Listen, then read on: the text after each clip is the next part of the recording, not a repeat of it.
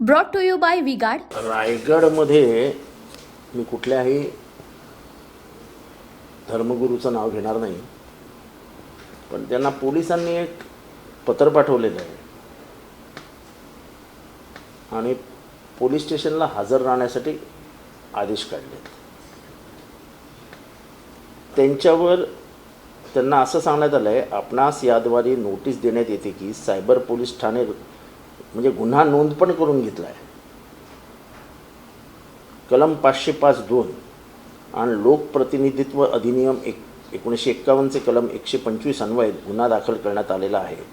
सदर गुन्ह्यात आपणाकडे चौकशी करणे आवश्यक असल्याने आपण दिनांक 8/5 रोजी सायबर पोलीस ठाणे येथे हजर राहावे. त्याप्रमाणे तुम्हाला खालील निर्देशांचं काटेकोरपणे पालन करावं लागेल.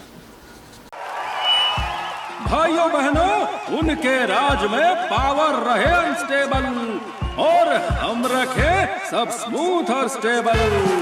हमारा नेता कैसा हो जो स्टेबल पावर दे वैसा हो. अब की बार वी गार्ड एसी स्टेबलाइजर का चमत्कार. आता ह्यांचा गुन्हा काय आहे तर मुस्लिम समाजामध्ये जागृती निर्माण करणं की मतदान करा. मुस्लिम समाजामध्ये महाराष्ट्रामध्ये 25%च्या वरती मतदान होत नाही. ते मतदानालाच खाली उतरत नाहीत. त्यामुळे भारतात अशी मागणी सुरू झाली आहे की मुसलमान समाजाने जागृत व्हावं आणि लोकशाहीच्या प्रक्रियेमध्ये सामील व्हावं. उनका बैकअप सिर्फ कल तक और हमारा चांद तक.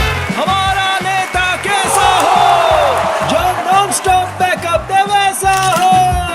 अब की बार वी गार्ड इन्वर्टर बैटरी का चमत्कार. पीपल्स रिप्रेझेंटेशन्स ऑफ द म्हणजे people's representation act of 1957 section 125 त्याचं टायटल काय आहे? Promoting enmity between classes in connection with election. असं कुठलं सापडलं आहे का तुम्हाला त्यांच्या हातात? ते कुठे बोलताना असं दोन धर्मामध्ये किंवा दोन समाजामध्ये तेढ निर्माण होईल, जाती जातीत तेढ निर्माण होईल असं काही बोललेत का? 505 तेच स्टेटमेंट्स क्रिएटिंग और प्रमोटिंग एनिमिटी, हेट्रेड और ill will between two classes. हे कुठे बोललेत ह्याचा आम्हाला पुरावा द्या ना.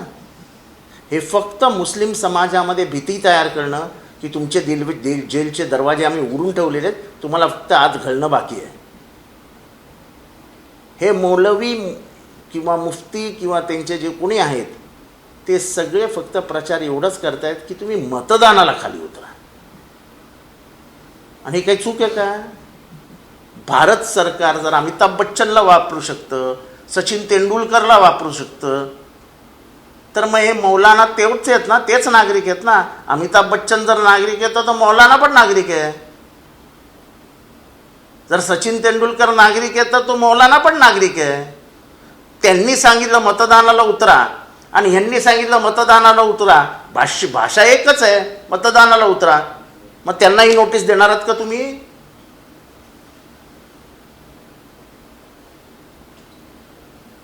उद्या तिथे मतदान आहे. दापोली उद्या तिथे मतदान आहे. दापोली ते नोटीस किती आहे? दापोली ही नोटीस आहे.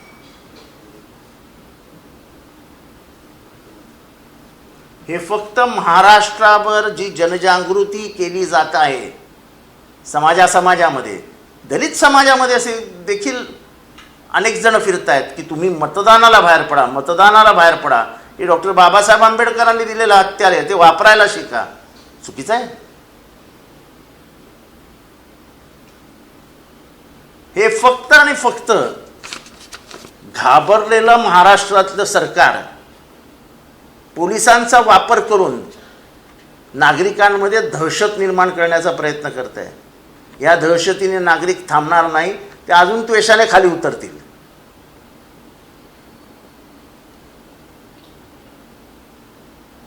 आणि अशा नोटिशी देऊन कोणी घाबरेल असं जर तुम्हाला वाटत असेल तर तुम्ही स्वप्नात आहात.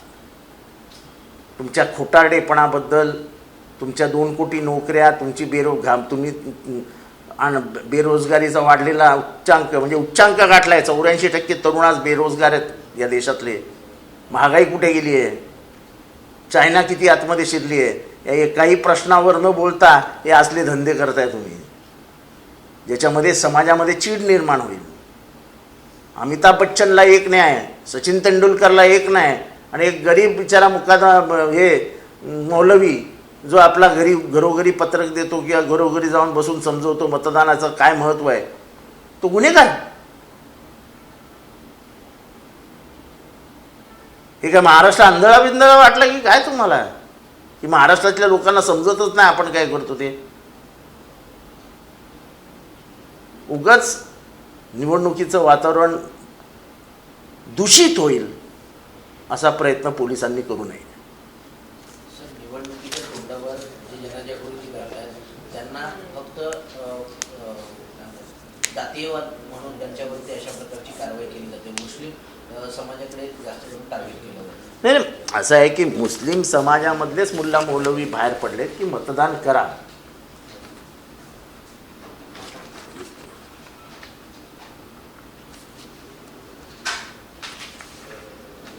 आता त्यांनाच पकडून पकडून नोटिसा दिल्या जात आहेत. आता ह्या ट्रेंड सुरू झाला आहे. हा रायगडमध्ये पहिल्यांदा सुरू झाला आहे. रायगड रत्नागिरी हे कोणाच्या सांगण्यावरून झालं असेल, मी काय वेगळं सांगायला नको. कारण का जेव्हा रायगडमध्ये हे गल्लोगल्ली जात होते तेव्हा लोक दरवाजे बंद करून घेत होते. त्यामुळे त्या समाजाचं आपल्याबद्दलचं त्यांच्या मनात आपल्याबद्दल काय आहे यांना माहिती आहे. म्हणून ह्या मौलवींनी बाहेर पडूच नये आणि ह्या नोटिशीमार्फत मुसलमानांमध्ये एक दहशतीचं वातावरण होईल की आपल्याला जेलमध्ये टाकतील.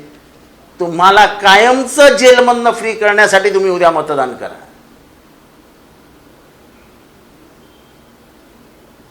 ये सेंटर्स उभारण्यात होते ना, क्या सेंटर का नाम था वो,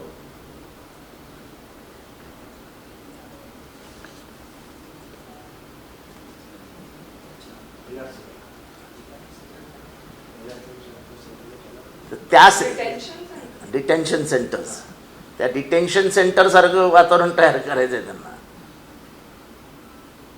सीए म्हणजे काय, डिटेन्शन सेंटरच ना ते. म्हणजे लोकसभेमध्ये कुठल्या कायद्याविरुद्धही लढायचं नाही. असं जर असेल तर निवडणुका घेतात कशाला? डायरेक्ट डिक्लेअर करून टाका ना, आम्ही विजयी झालो, आमचा हा पंतप्रधान. कुठल्याही लोकशाहीमध्ये विचारांची आदानप्रदान झाली पाहिजे, वैचारिक विरोध झाला पाहिजे. हा लोकशाहीचा गाभा आहे. हा गाभा पोलिसांच्या दांडुकीने तोडण्याचा प्रयत्न करू नका, कोणीही ऐकणार नाही. लोकशाहीवर प्रेम करणारा भारतीय नागरिकाला हे मान्यच होणार नाही.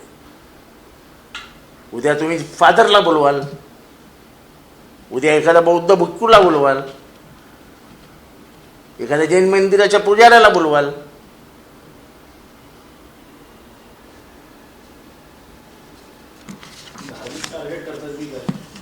म्हणजे हे स्वतः पोलीस धार्मिक तणाव उत्पन्न करत आहेत. कारण का हा जो पट्टा आहे हा पूर्ण समुद्री पट्टा आहे. अलिबागपासून निघतो तो पार तळ कोकणात जातो. म्हणजे ती सावंतवाडी नाही रे, आपलं तेरेखोलपर्यंत जातो.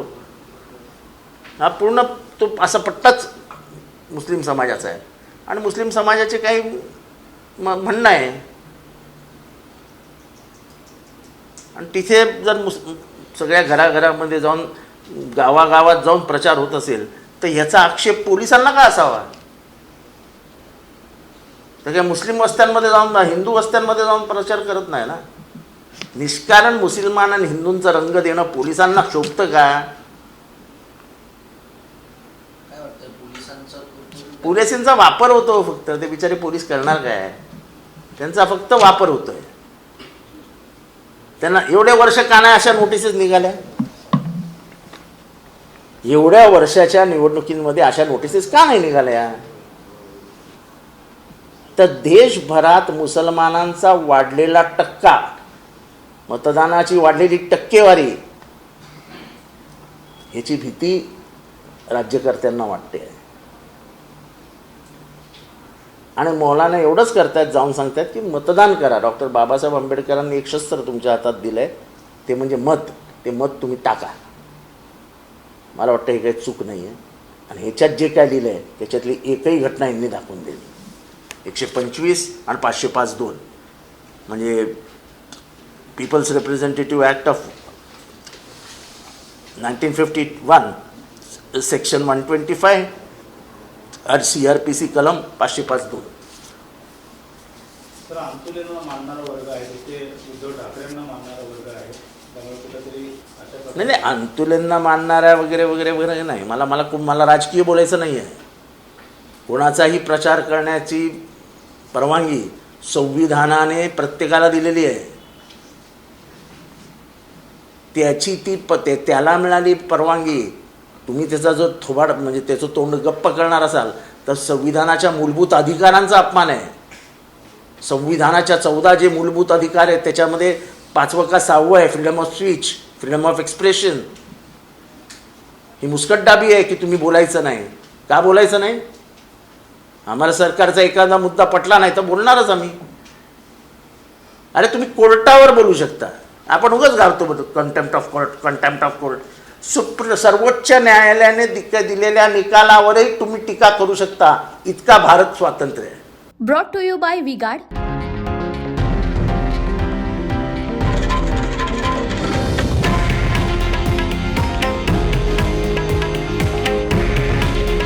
हे आहे देशातील नंबर 1 न्यूज नेटवर्क आणि आपण पाहत आहात TV9 मराठी. काळजी तुमची, हित महाराष्ट्राचं.